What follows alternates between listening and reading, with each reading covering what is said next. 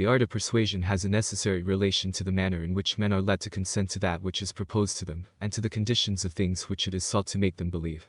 No one is ignorant that there are two avenues by which opinions are received into the soul, which are its two principal powers, the understanding and the will. The more natural is that of the understanding, for we should never consent to any but demonstrated truths, but the more common, though the one contrary to nature, is that of the will, for all men are almost led to believe not of proof, but by attraction. This way is base, ignoble, and irrelevant, everyone therefore disavows it. Each one professes to believe, and even to love nothing but what he knows to be worthy of belief and love. I do not speak here of divine truths, which I shall take care not to comprise under the art of persuasion, because they are infinitely superior to nature. God alone can place them in the soul, and in such a way as it pleases him. I know that he has desired that they should enter from the heart into the mind, and not from the mind into the heart, to humiliate that proud power of reasoning, that pretends to the right, to be the judge of the things that the will chooses, and to cure this infirm will which is wholly corrupted by its filthy attachments. And thence it comes that, whilst in speaking of human things, we say that it is necessary to know them, before we can love them, which has passed into a proverb. The saints on the contrary say in speaking of divine things that it is necessary to love them in order to know them, and that we only enter truth through charity, from which they have made one of their most useful maxims. From which it appears, that God has established this supernatural order, which is directly contrary to the order that should be natural to men in natural things.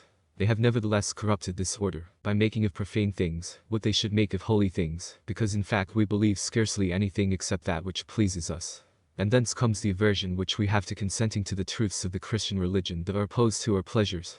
Tell us of pleasant things and we will hearken to you, said the Jews to Moses, as if the agreeableness of a thing should regulate belief. And it is to punish this disorder by an order which is conformed to him, that God only pours out his light into the mind, after having subdued the rebellion of the will by an altogether heavenly gentleness which charms and wins it. I speak therefore only to the truths within our reach, and it is of them that I say that the mind and the heart are as doors by which they are received into the soul, but that very few enter by the mind, whilst they are brought in crowds by the rash caprices of the will, without the counsel of the reason. These powers have each their principles and their main springs of action. Those of the mind are truths which are natural and known to all the world, as that the whole is greater than its part, besides several particular maxims that are received by some and not by others, but which as soon as they are admitted are as powerful, although false, in carrying away belief, as those the most true. Those of the will are certain desires natural and common to all mankind, as the desire of being happy, which no one can avoid having, besides several particular objects which each one follows in order to attain, and which having the power to please us are as powerful, although pernicious in fact, in causing the will to act, as though they made its veritable happiness. So much for that which regards the powers that lead us to consent. But as for the qualities of things which should persuade us, they are very different. Some are drawn, by a necessary consequence, from common principles and admitted truths. These may be infallibly persuasive, for in showing the harmony which they have with acknowledged principles there is an inevitable necessity of conviction, and it is impossible that they shall not be received into the soul, as soon as it has been enabled to class them among the principles which it has already admitted. There are some which have a close connection with the objects of our satisfaction, and these again are received with certainty, for as soon as the soul has been made to perceive that a thing can conduct it to that which it loves supremely, it must inevitably embrace it with joy. But those which have this double union both with admitted truths and with the desires of the heart are so sure of their effect that there is nothing that can be more so in nature. As, on the contrary, that which does not accord either with our belief or with our pleasures is importunate, false, and absolutely alien to us. In all these positions, there is no room for doubt. But there are some wherein the things which it is sought to make us believe are well established upon truths which are known, but which are at the same time contrary to the pleasures that interest us most. And these are in great danger of showing, by an experience which is only too common, what I said at the beginning, that this imperious soul, which boasted of acting only by reason, follows by rash and shameful choice the desires of a corrupt will. Whatever resistance may be opposed to it by the too enlightened mind, then it is that a doubtful balance is made between truth and pleasure, and that the knowledge of the one and the feeling of the other stir up a combat the success of which is very uncertain, since, in order to judge of it, it would be necessary to know all that passes in the innermost spirit of the man, of which the man himself is scarcely ever conscious. It appears from this, that whatever it may be of which we wish to persuade men, it is necessary to have regard to the person whom we wish to persuade, of whom we must know the mind and the heart, what principles he acknowledges, what things he loves. And then observe in the thing in question, what affinity it has with the acknowledged principles, or with the objects, so delightful by the pleasure which they give him. So that the art of persuasion consists as much in that of pleasing, as in that of convincing, so much more are men governed by caprice than by reason. Now, of these two methods, the one of convincing, the other of pleasing, I shall only give here the rules of the first, and this in case we have granted the principles, and remain firm and avowed them. Otherwise I do not know whether there could be an art for adapting proofs to the inconstancy of our caprices. But the manner of pleasing is incomparably more difficult, more subtle, more useful, and more admirable. Therefore, if I do not treat of it, it is because I am not capable of it, and I feel myself so far disproportionate to the task, that I believe the thing absolutely impossible. Not that I do not believe that there may be as sure rules for pleasing as for demonstrating, and that he who knows perfectly how to comprehend and to practice them will as surely succeed in making himself beloved by princes and by people of all conditions, as in demonstrating the elements of geometry to those who have enough imagination to comprehend its hypotheses. But I consider, and it is, perhaps, my weakness that makes me believe it, that it is impossible to reach this. At least I know that if any are capable of it, there are certain persons whom I know, and that no others have such clear and such abundant light on this matter. The reason of this extreme difficulty comes from the fact that the principles of pleasure are not firm and stable. They are different in all mankind, and variable in every particular with such a diversity, that there is no man more different from another than from himself at different times. A man has other pleasures than a woman, a rich man and a poor man have different enjoyments, a prince, a warrior, a merchant, a citizen, a peasant, the old, the young, the well, the sick, all vary, the least accidents change them. Now there is an art, and it is that which I give, for showing the connection of truths with their principles, whether of truth or of pleasure, provided that the principles which have once been avowed remain firm, and without being ever contradicted. But as there are few principles of this kind, and as, apart from geometry, which deals only with very simple figures, there are hardly any truths upon which we always remain agreed, and still fewer objects of pleasure which we do not change every hour, I do not know whether there is a means of giving fixed rules for adapting discourse to the inconstancy of our caprices. This art, which I call the art of persuading, and which, properly speaking, is simply the process of perfect methodical proofs, consists of three essential parts: of defining the terms of which we should avail ourselves by clear definitions, the proposing principles or evident axioms to prove the thing in question, and of always mentally substituting in the demonstrations the definition in the place of the thing defined. The reason of this method is evident, since it would be useless to propose what it is sought to prove, and to undertake the demonstration of it, if all the terms which are not intelligible had not first been clearly defined, and since it is necessary in the same manner that the demonstration should be preceded by the demand for the evident principles that are necessary to it, for if we do not secure the foundation we cannot secure the edifice, and since, in fine, it is necessary in demonstrating mentally, to substitute the definitions in the place of the things defined, as otherwise there might be an abuse of the different meanings that are encountered in the terms. It is easy to see that, by observing this method, we are sure of convincing, since the terms all being understood, and perfectly exempt from ambiguity by the definitions, and the principles being granted, if in the demonstration we always mentally substitute the definitions for the things defined, the invincible force of the conclusions cannot fail of having its whole effect. Thus, never can a demonstration in which these conditions have been observed be subject to the slightest doubt, and never can those have force in which they are wanting. It is, therefore, of great importance to comprehend and to possess them, and hence, to render the thing easier and more practicable, I shall give them all in a few rules, which include all that is necessary for the perfection of the definitions, the axioms, and the demonstrations, and consequently of the entire method of the geometrical proofs of the art of persuading. Rules for definitions: not to undertake to define any of the things so well known of themselves that clear terms cannot be had to explain them. 2. Not to leave any terms that are at all obscure or ambiguous without definition. 3. Not to employ in the definition of terms any words, but such as are perfectly known or already explained. Rules for axioms: not to omit any necessary principle without asking whether it is admitted, however clear and evident it may be. 2. Not to demand, in axioms, any but things that are perfectly evident of themselves. Rules for demonstrations: not to undertake to demonstrate anything that is so evident of itself that nothing can be given that is clear to prove it. 2. To prove all propositions at all obscure, and to employ in their proof only very evident maxims or propositions already admitted or demonstrated. 3. To always mentally substitute definitions in the place of things defined, in order not to be misled by the ambiguity of terms which have been restricted by definitions. These 8 rules contain all the precepts for solid and immutable proofs, 3 of which are not absolutely necessary, and may be neglected without error. Well, it is difficult and almost impossible to observe them always exactly, although it is more accurate to do so as far as possible. These are the 3 first of each of the divisions. For definitions: not to define any terms that are perfectly known. For axioms: not to omit to require any axioms perfectly evident and simple. For demonstrations: not to demonstrate any things well known of themselves. For it is unquestionable that it is no great error to define and clearly explain things, although very clear of themselves, nor to omit to require in advance axioms which cannot be refused in the place where they are necessary, nor lastly to prove propositions that would be admitted without proof. But the 5 other rules are of absolute necessity, and cannot be dispensed with without essential defect, and often without error, and for this reason I shall recapitulate them here in detail. Rules necessary for definitions. Not to leave any terms at all obscure or ambiguous without definition, not to employ in definitions any but terms perfectly known or already explained. Rule necessary for axioms. Not to demand in axioms any but things perfectly evident. Rules necessary for demonstrations.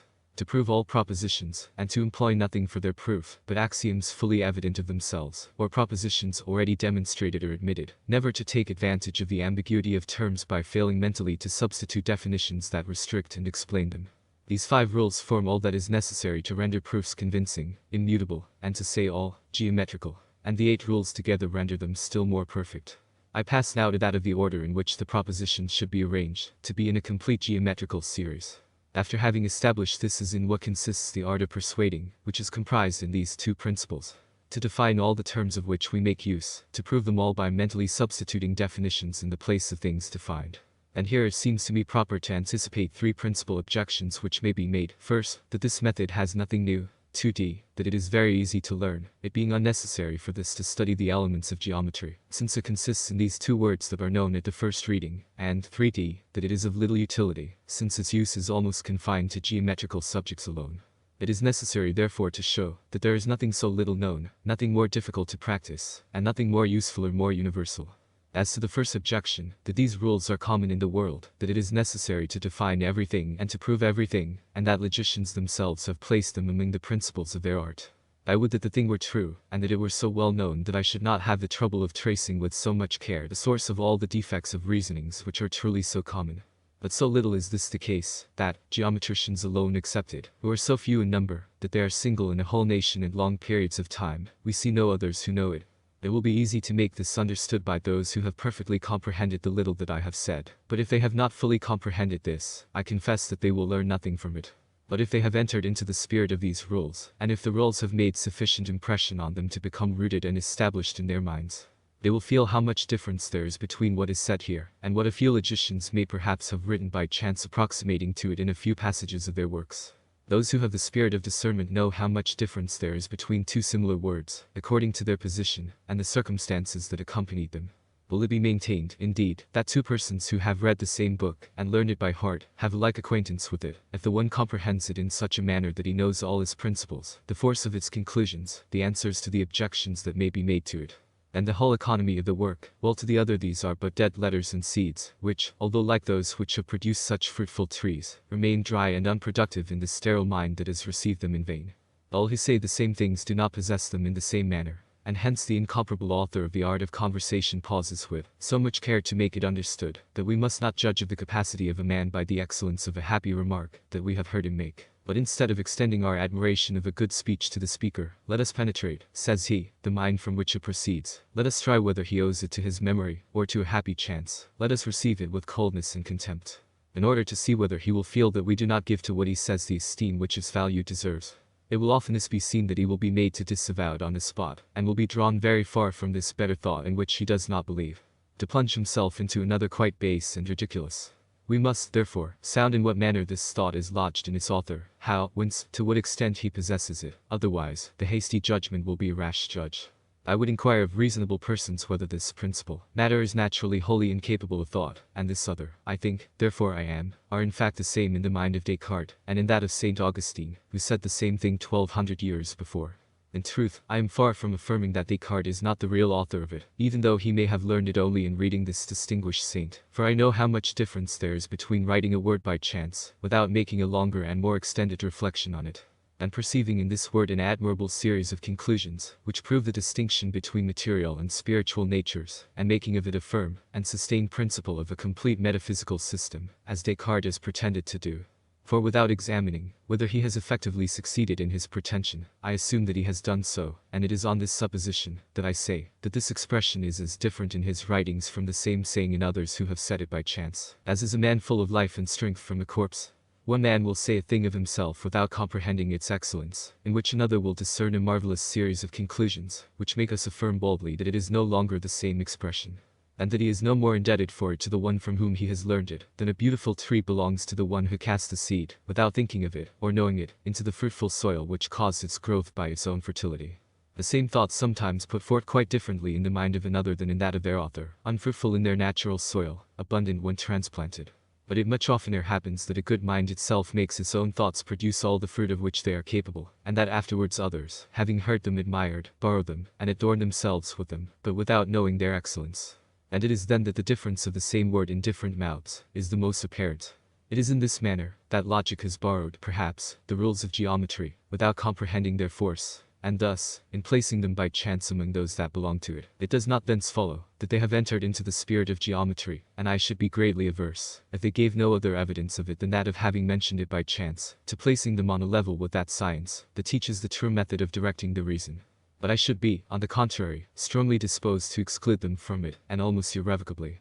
For to have said it by chance, without having taken care that everything was included within it, and instead of following this light to wander blindly in useless researches, pursuing what they promise, but never can give, is truly showing that they are not very clear-sighted, and much more than if they had failed to follow the light, because they had not perceived it. The method of not erring is sought by all the world. The logicians profess to guide to it, the geometricians alone attain it, and apart from their science, and the imitations of it, there are no true demonstrations. The whole art is included in the simple precepts that we have given. They alone are sufficient, they alone afford proofs, all other rules are useless or injurious. This I know by long experience of all kinds of books and persons. And on this point I pass the same judgment as those who say that geometricians give them nothing new by these rules, because they possess them in reality, but confounded with a multitude of others, either useless or false, from which they could not discriminate them, as those who, seeking a diamond of great price amidst a number of false ones, but from which they know not how to distinguish it, should boast, in holding them all together, but possessing the true one equally with him who without pausing at this mass of rubbish, lays his hand upon the costly stone which they are seeking, and for which they do not throw away the rest.